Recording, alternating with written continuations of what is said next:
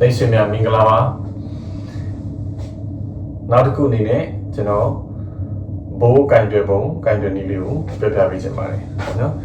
ဘိုးကိုဘယ်ဘက်လက်နဲ့ကျွန်တော်တို့ဒီတက်သားပေါ့နော်မြင်းမိဘိုးဟဲကိုမထိပဲနဲ့ကင်ထားပါမယ်ဒီလိုအလျားလိုက်ပေါ့နော် horizontal အလျားလိုက်ကင်ထားမယ်ပြီးရင်ညာဘက်လက်ကကျွန်တော်တို့ဒီလက်လေးချောင်းနော်လက်ကလေး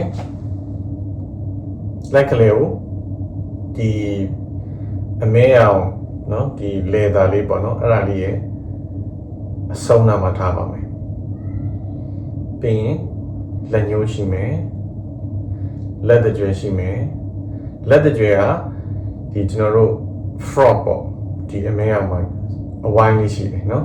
အဲ့ဒီဟာရဲ့အပေါ်နားလောက်မှာရှိပါမယ်ပြီးရင်လက်သန်းကတော့လက်သန်းကတော့ထိတ်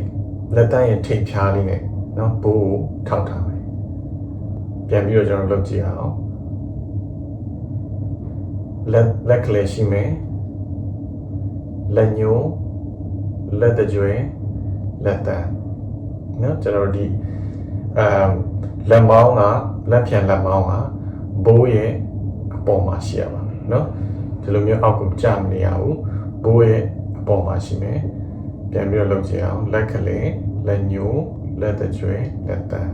ပြီးတော့ကွေးလေးရှိရနော်ပြီးတဲ့အခါမှာလက်မကိုကျွန်တော်တို့နေရာချပါမယ်လက်မကဒီလိုလေးကွေးရပါမယ်နော်လက်မကကွေးလေးရှိနေရမယ်အဲ့ဒီကွေးလေးပုံစံတိုင်းကို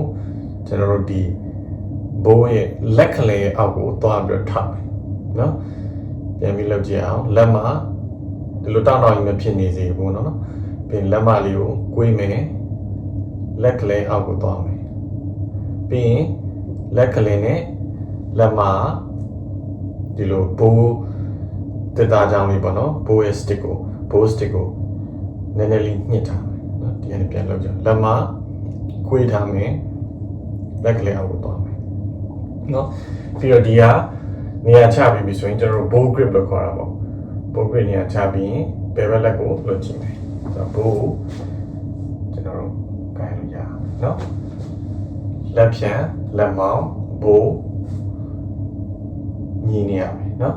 ဒီလိုမျိုးအောက်ကျနေတာမျိုးအရင်တက်နေတာမျိုးမဖြစ်စေဘူးပေါ့လက်မောင်းလက်ဖြန် bow